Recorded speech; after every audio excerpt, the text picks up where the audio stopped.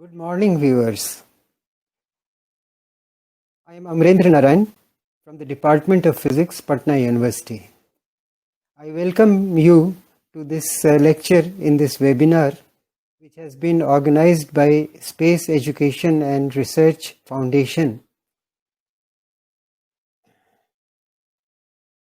The topic for my talk is Metacognitive Skills for Physics. That is, learning how to learn physics.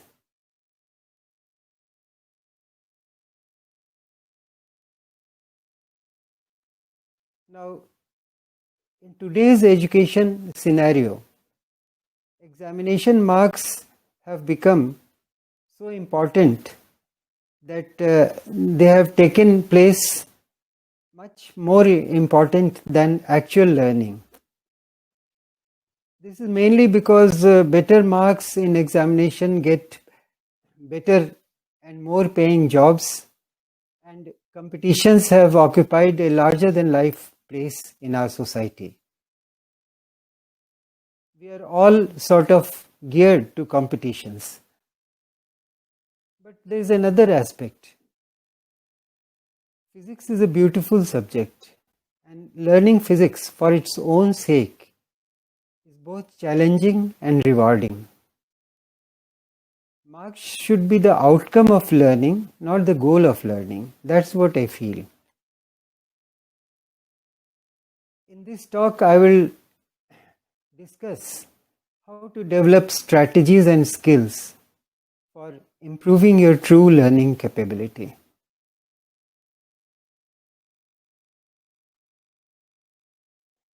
Now, I have talked about metacognitive skills. What are metacognitive skills? Human knowledge is expanding at a tremendous rate today. Knowledge of all types is freely available today on the World Wide Web. In this age of knowledge, the skill of learning efficiently has become very important. Metacognitive skills are those skills through which you examine your own learning process and make adjustments to make it more effective. So, this talk is about how to become a better learner through applying these principles.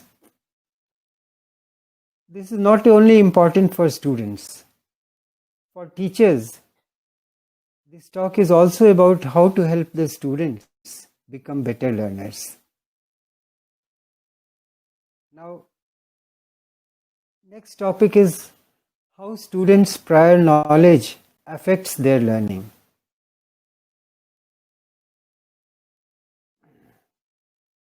Now, what is prior knowledge? It includes whatever the student has learned up till now. Usually, the background foundation in language, mathematics, subject basics, all these are part of prior knowledge. And an inadequate foundation leads to poor learning. If the student's prior knowledge has gaps and it is insufficient, it may not support new knowledge. That is, it will make learning difficult and incomplete. Also, if whatever you have learned, that is prior knowledge, is applied in the wrong context, it may lead students to make faulty assumptions or draw inappropriate parallels. Now, one thing I've come to see from my own experience, that inaccurate prior knowledge is surprisingly difficult to correct. You think that you know the thing, but actually you know something else. And it can both distort students' understanding and interfere with incoming information. Now, what should we do? Every student studies several subjects, and each subject has some prerequisites. It may be explicitly discussed or it is implicit. But each subject, each topic builds on some other topics which the student is supposed to have learnt earlier. In order to understand that particular topic, you must first be well versed in its prerequisites. For example, for most of the physics topics, the prerequisites include some specific mathematical tools and physics topics studied in earlier classes. Also, a certain level of proficiency in language is required. Otherwise, there will be difficulty in understanding. So, what my suggestion is that out of your study time, you should keep aside some time daily for revision of topics studied in earlier classes. And make sure to find out and straighten out the conceptual gaps. Now, this is something which should be made as a habit. And so, even if you give just 5 minutes or 2 minutes, if you don't have time, but do spend some time daily. Important is regularity, and then when habit will come, then earlier misconceptions and conceptual gaps will slowly be filled. And also, mathematics is equally important. So, keep aside some time to study, understand, and the use of relevant mathematical tools. Another important thing is that the knowledge should be organized. Now, how does the way students organize knowledge, how does it affect their learning? First, what is organization of knowledge? Now, you might have noticed that some topics, your knowledge appears as a vague jumble of disjoint informations. This is unorganized knowledge. Knowledge that is not organized appears as a vague jumble of disjoint information, and it's difficult to recognize logical connections or ascertain the relations between different parts and different aspects. Organized knowledge instead consists of well-defined and explicitly interconnected facts. These can be represented by a semantic network, that is, a network in which the nodes or items are meaningfully related. Look at the network here. Here is the central theme, grass snake, and then there are different properties. For example, this certain snakes are vegetarians, then some snakes are green, and so on. And when you look at a concept map, you will see that these are the concepts and they are connected by certain connectors, and the concepts plus the connectors make whole sentences, full sentences. So then you can say, it's not always like this, but then you can say that the knowledge is organized. Now, it is not just what you know, but also how you organize your knowledge that influences your learning and performance. Organized knowledge that includes more interconnections, more links, and that is based on deep and meaningful relational features.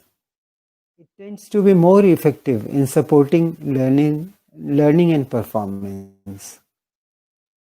And you will notice also when you study a topic, initially the links or the relation between different concepts will be very shallow. But as you go through it more and more, you will find deeper connections that hold more meaning.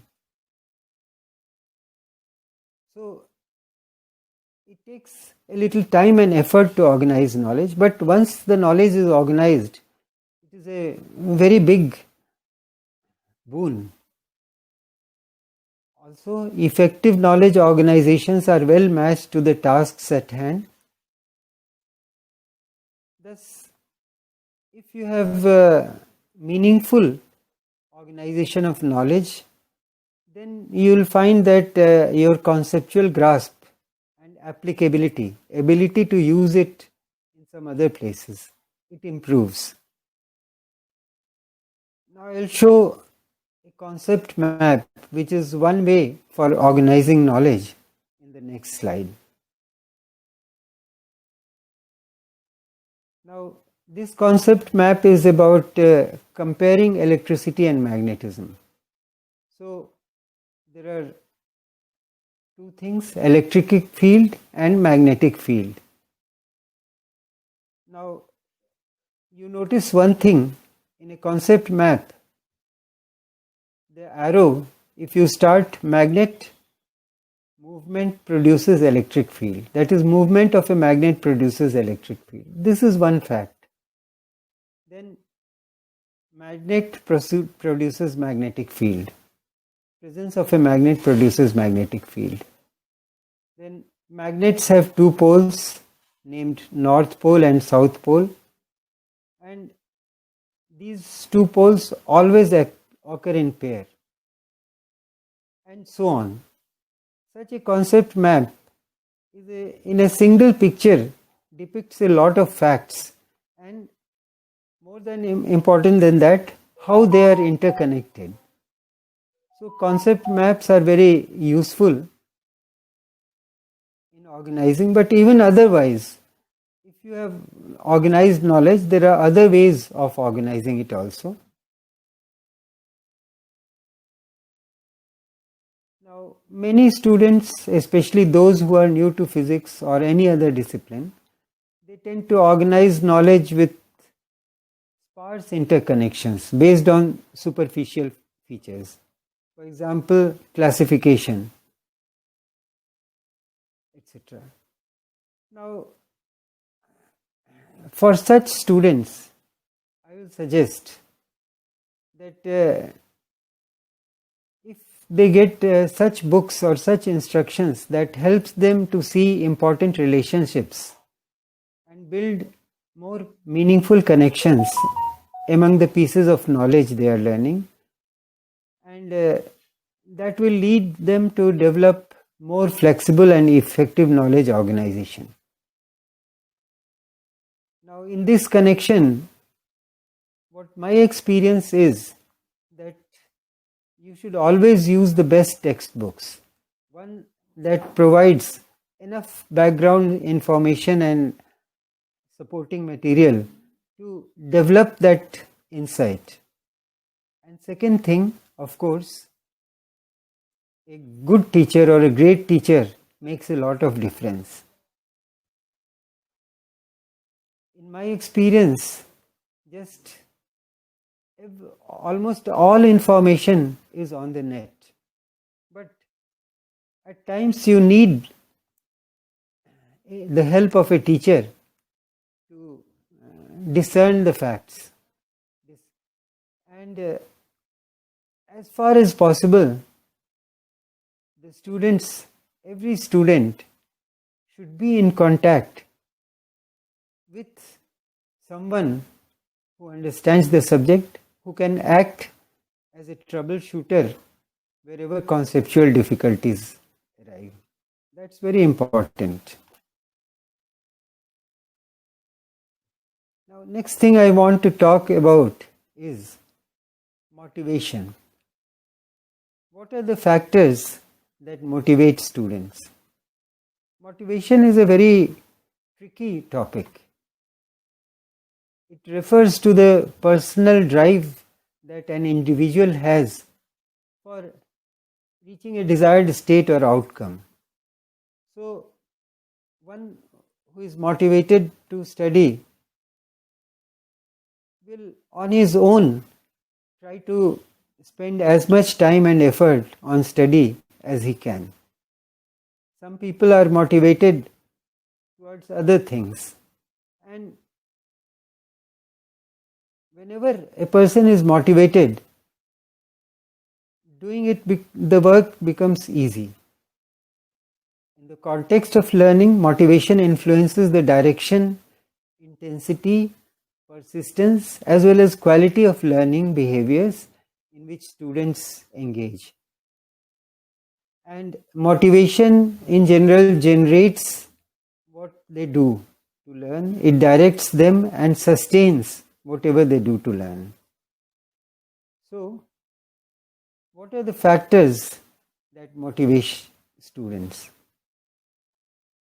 There are two important concepts. One is the subjective value of a goal. Suppose you choose a goal. You will be motivated towards it if your own personal feeling is that you should be motivated. How valuable it is for you. That is your own personal feeling. And secondly, another thing is, what do you expect to gain from it? That is the expectancies. Expectations for successful attainment of the goal. Not only that, whether you will achieve it or not, how strong is your expectation about that? That also matters. Now, here is a picture which depicts typical scenario of today.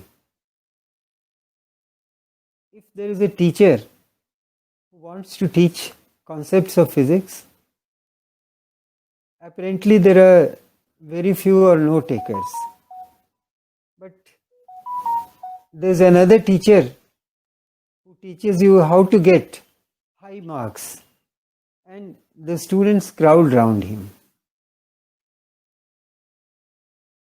And teachers who genuinely want their students to learn the subject, they get discouraged. But one must recognize that students' goal for themselves can differ from the teacher's perception regarding what is the right goal. That is something that students are more worried about, which is a sort of tangible goal, 90%, 80%, 95%, 98% even. And learning appears to be so intangible.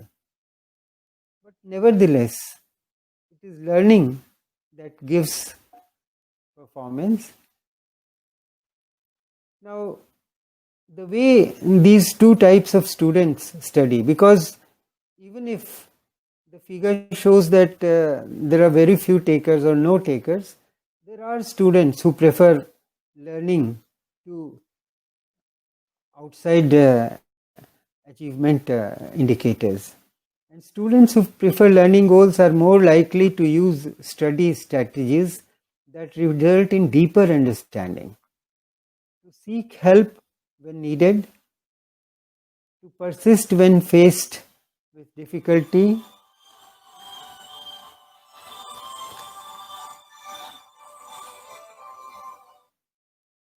and then to seek out and feel comfortable with challenging tasks as compared to those who hold performance goals.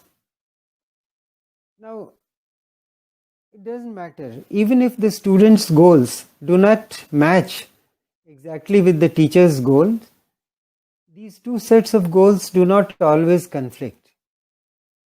Now, but when the student's goals and teacher's goals get aligned, then very good learning takes place. And that is what we want. Now, what about the subjective value of a goal? The subjective value or the importance of a goal is one of the key features influencing the motivation to pursue it. There are three broad categories, of course. First is the attainment value, the satisfaction that one gains from mastery. Second is intrinsic value, satisfaction that one gains simply from doing the task rather than its outcome. And third is instrumental value, degree to which an activity or goal helps one accomplish other important goals. So these three aspects are subjective values. And what about expectancies? Because value alone is not sufficient to motivate behavior. People are also motivated to pursue goals and outcomes that they believe they can successfully achieve. So there are two forms of expectancies. One is outcome expectancy. It reflects the belief that specific actions will bring about a desired outcome. And second is efficacy expectancies. The belief that one is capable of identifying, organizing, initiating and executing a course of action that will bring about a desired outcome. Now, what determines a student's expectation for success? One important influence is prior experience in similar contexts. If the student has experienced success in a particular kind of activity in the past, then he or she is more likely to expect success in a similar activity. If he has experienced failure in the past, then he is more likely to expect failure in the future. The self-concept of the student here is the determining factor as to how much he expects to succeed. Another thing is regarding the environment which the student is. If it is supporting, for example, if the teacher is approachable and the classmates are also willing to help, then such support enhances the motivation. And if the environment is unsupportive, the teacher is hostile, then expectancies for success that goes down, motivation gets eroded. And in this diagram, I am showing that even if the environment is supportive, only those students remain motivated whose efficacy is high. Otherwise, the motivation goes down. There are many factors and one of us takes over. But if the efficacy is high, the student wants to perform, then even if the environment is a little hostile, it does not matter, the student succeeds. These are a subject. It's important. 3. You will not be able to successfully create new values and new things. So, how to develop mastery? Now, there is something. Initially, I had talked about background knowledge. Similarly, there are background skills. Things. For example, if a school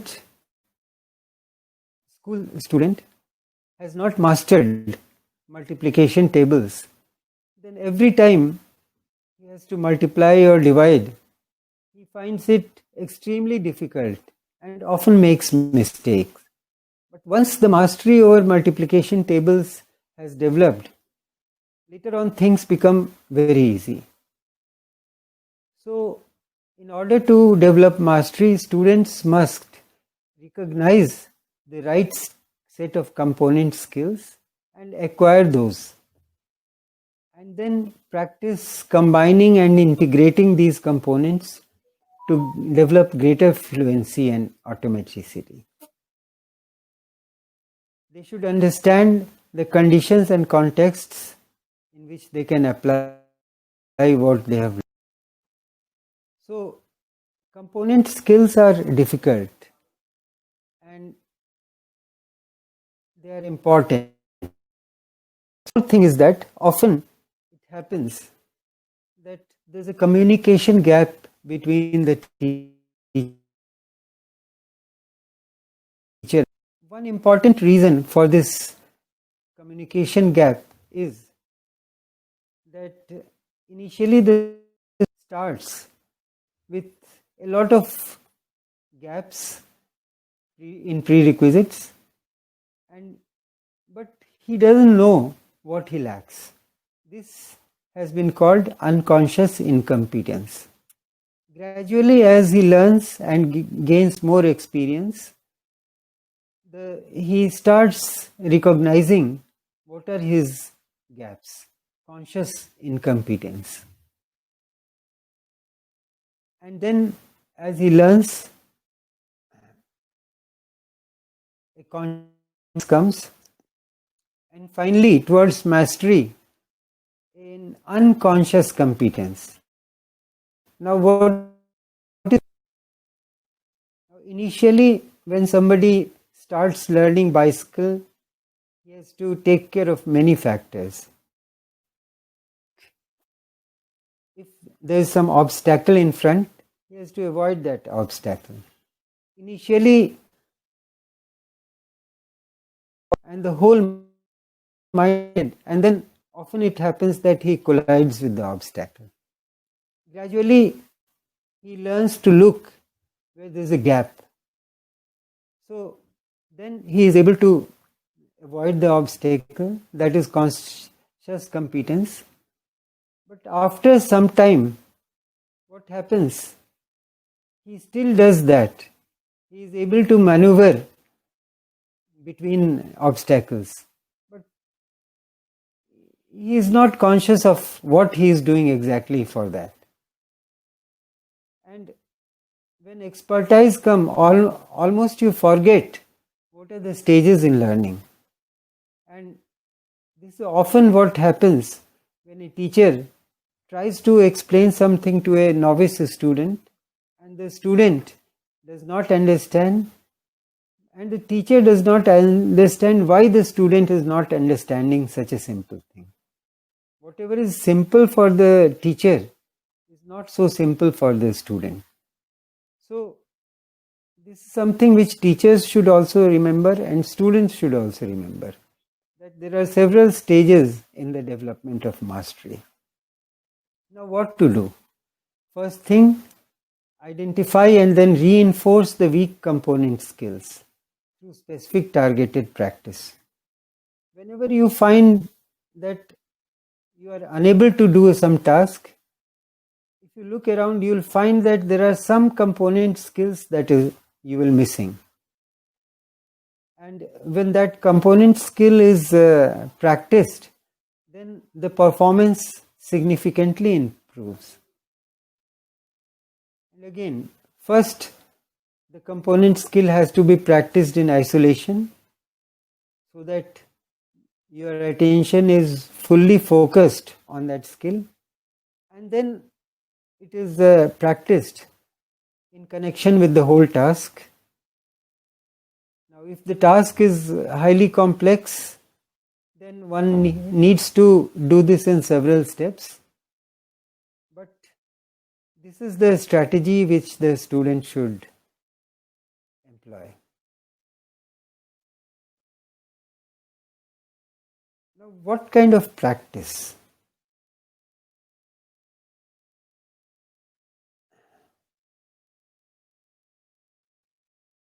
Now, often For example, the parents or teachers tell the students, "Ki, practice more mathematics." And students sometimes do not see any point in practicing more mathematics. Either it is difficult and remains difficult, or it gets easy and then more practice appears to be redundant. That is because practice is something which cannot be taken just as simply. Effective practice includes focusing on a specific goal or criterion for performance, targeting a level of challenge that is relative to the student's current performance. The challenge should not be too much, it should not be too small, and then practice in sufficient quantity and frequency. If the target is not very challenging, then the student loses interest, and if it is too much challenging, then also the student loses interest. Sometimes the student does not know what to focus on, so he browses from one place to another. That also is not very good for practice. So again, this is a skill that has to be developed with practice.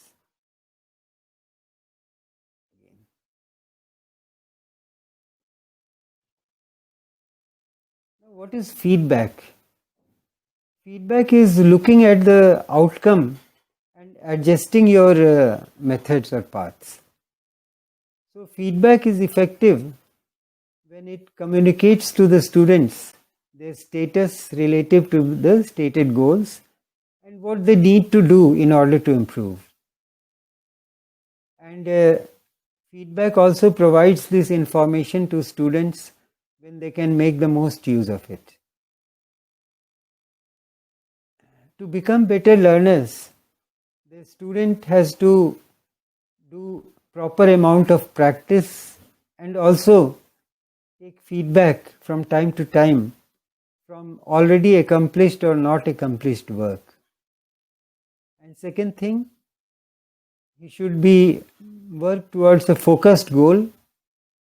So all these things have to be learned.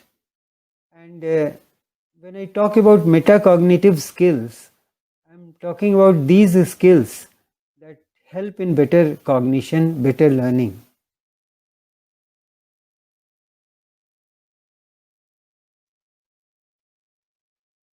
Now,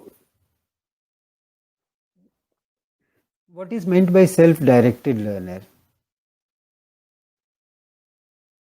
Most of the students just learn whatever is taught because they have not developed their own insight to an extent in which they have got questions which are unanswered. A self-directed learner asks questions and then tries to find out the answer, and this way he directs the direction of his own learning.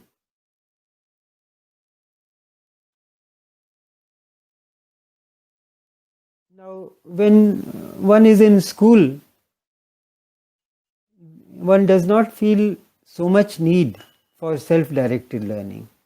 Only when one goes to college and one finds that he is on his own, that the need for self-directed learning arises. Self-directed learning describes a process by which individuals take the initiative with or without the help of others in diagnosing their learning needs, formulating learning goals, identifying human and material resources for learning, choosing and implementing appropriate learning strategies, and evaluating the learning outcomes. This process of reflecting on and directing one's own thinking is called self-directed learning. And metacognition is learning how to learn. Now, it's a bit unfortunate that although metacognitive skills are important for everyone who goes to college at least, because there he has to do mostly self-study, he is on his own. But so far, in most college courses, students are never taught these metacognitive skills, and they have remained neglected. Some students habitually have better learning styles, some don't have. Those who have better learning styles do good. Those who don't have remain mediocre. What I feel that if we can help the students to improve their metacognitive skills, that is, teach them how to observe their own learning style and improve upon them, then this holds enormous potential benefits. The benefits include not only intellectual habits that are valuable across the disciplines, such as planning one's approach to a large project, considering alternatives, and evaluating one's own perspectives, but also more flexible and usable discipline, specific knowledge. So,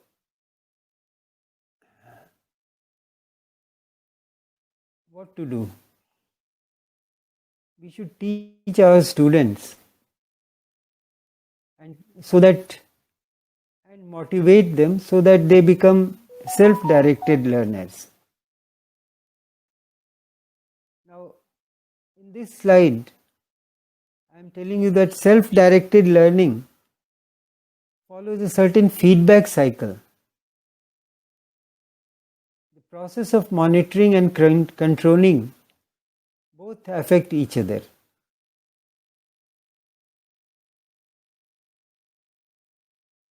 The feedback cycle has the following components.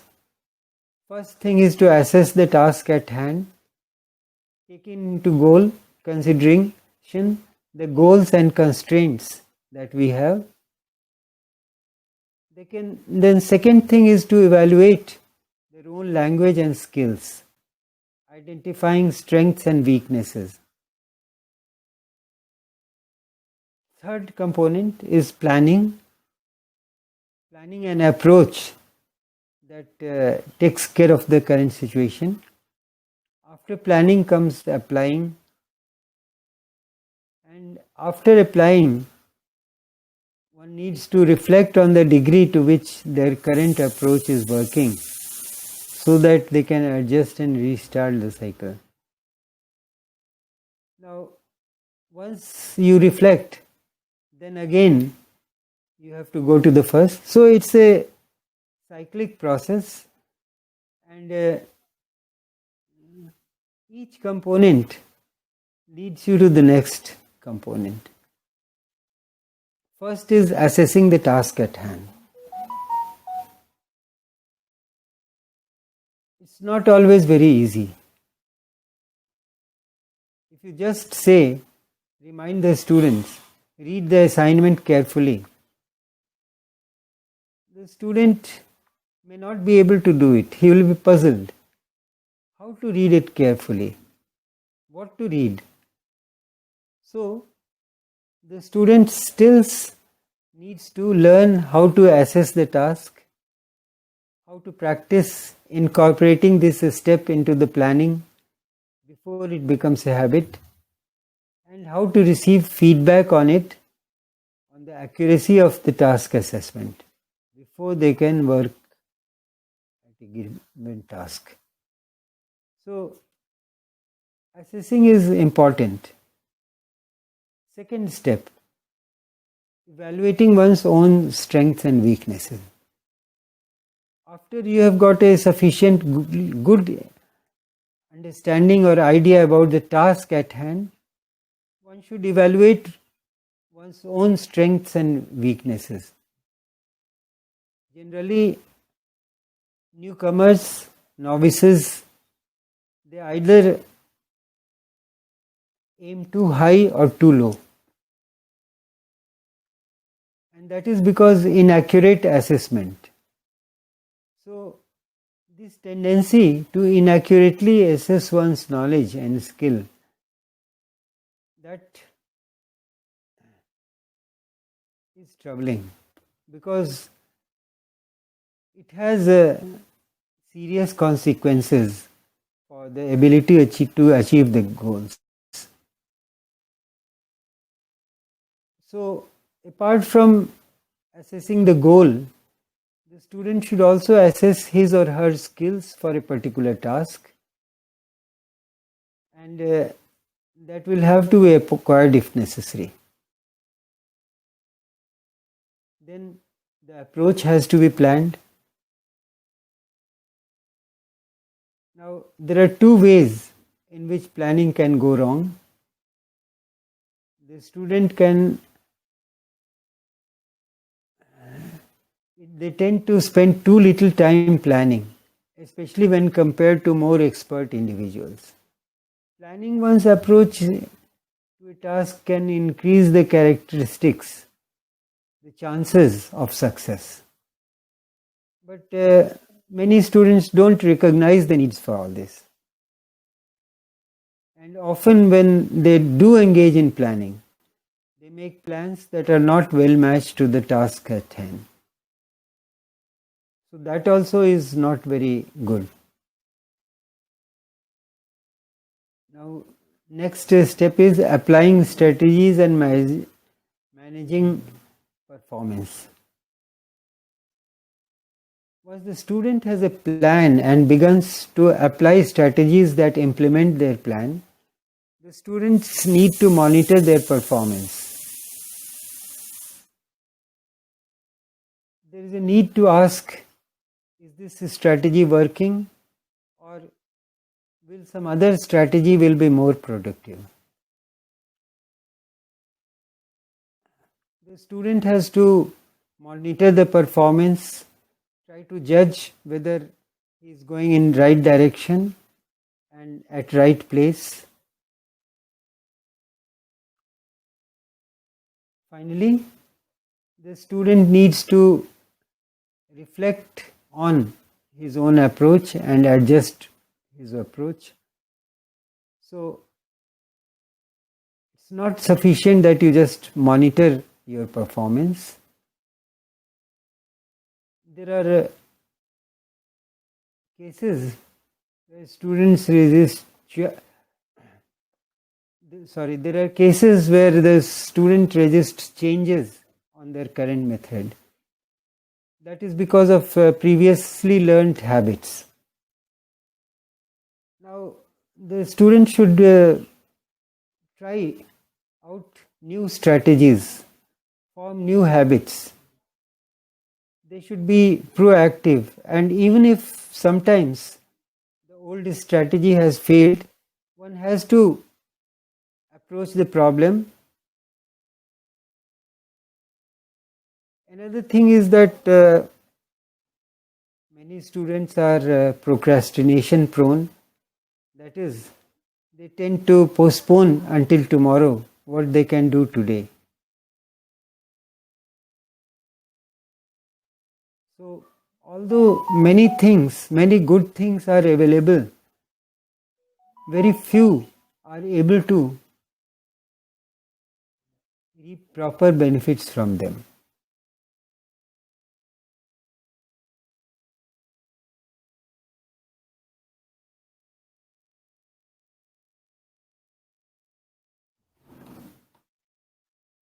Now, procrastination has to be worked out.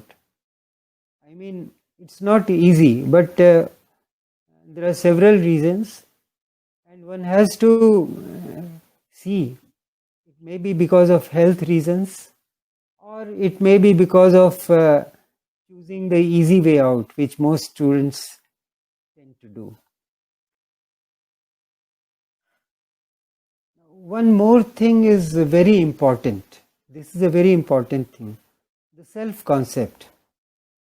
The students' belief about their own ability, shortcomings, and their special talents can have a most important influence on metacognitive process. Their own belief about their intelligence and learning capabilities, whether they view learning as fast and easy or slow and difficult, all these influence their metacognitive processes. A student whose belief is negative regarding his ability is more likely to fail, and a student whose belief is positive is more likely to succeed. So, students should not engage into negative thinking. And finally, what I would like to say, that students, they do not apply metacognitive skills as often as they should. I mean, most of the students do not even realize that there is something called metacognitive skills.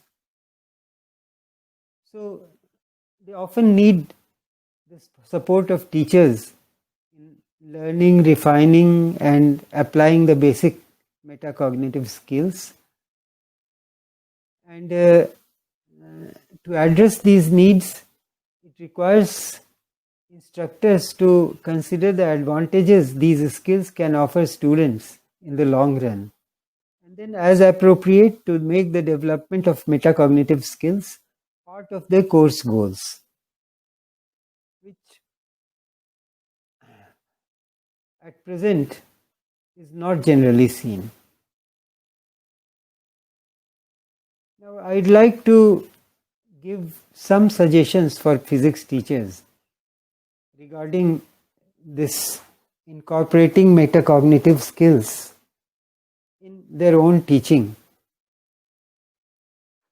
First thing is about assessing the task at hand, and the more explicit you are, the better you are able to assess it.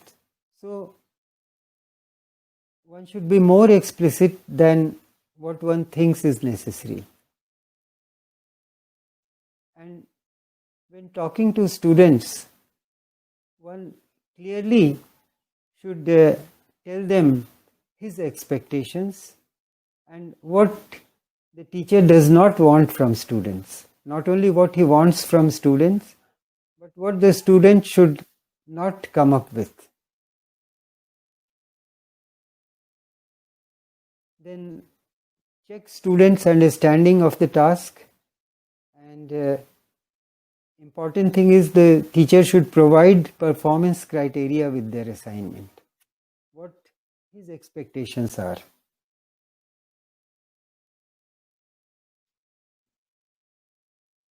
Then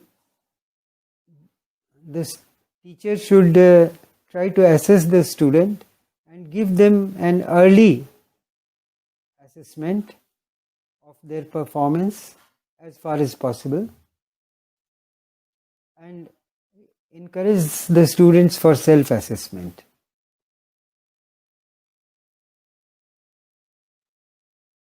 The teacher should also encourage the students to create their own plan of action and have the students implement these plans so that they get some practice on how to approach a subject.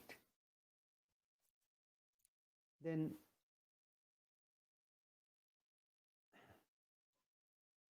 the teacher should provide simple heuristics for self-correction. Heuristic means learning through your own experience. So the student should not be spoon-fed. He should learn and move about the course of learning. So the students should also do guided self-assessment and reflection, how to improve their work, and if possible use peer review, response, etc.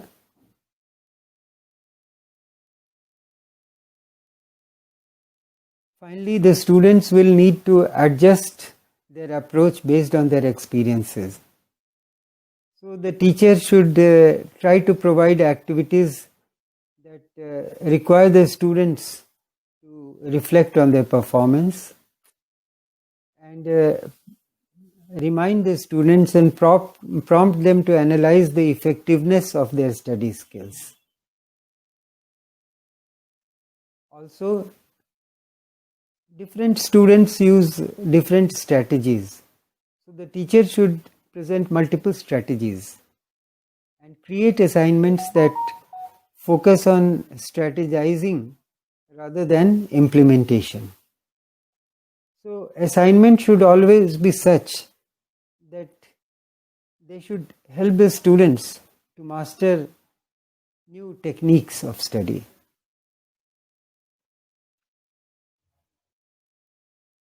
Now, self-concept is most important. So the teacher should address the students' beliefs about learning directly and broaden their understanding of learning process.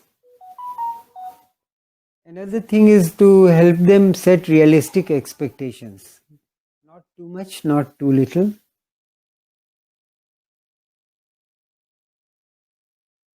There are some other strategies to promote metacognition, to model your own metacognitive processes, because teachers, they are also students. So they should observe their own learning styles, their own learning methods, and model them, and help the students to improve their metacognitive processes on the basis of their own experiences. So, towards the end of this talk, I would like to make an appeal to the designers of education policy of India. We Indians are fond of looking at ourselves. We talk about India as if it was Vishwaguru and it is Vishwaguru. That is, once it's true that India had a large knowledge base and there was something for everyone to learn, and people used to come from far off to India. So we were called Vishwaguru, and to be practical, we must, as far as possible, try to attain that status in the present era. Once we were great, that does not mean that we are still great. How to do that? To actualize such vision, we need to prepare ourselves for a culture of academic excellence. We need to prepare ourselves for a culture of academic excellence. Knowledge-driven society. So far as our education system, it has not seriously catered to development of learning ability.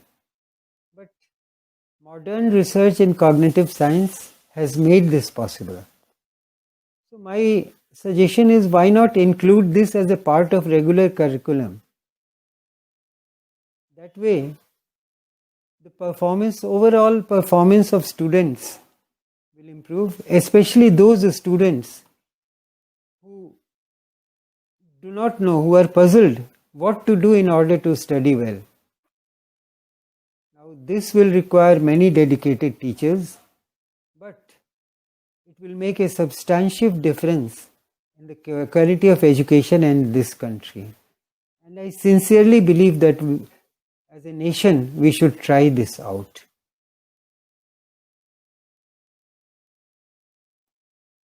Now, finally, I want to thank you all, and I want to thank the source of this talk. Mainly, it is mainly based on contents of a book, How Learning Works.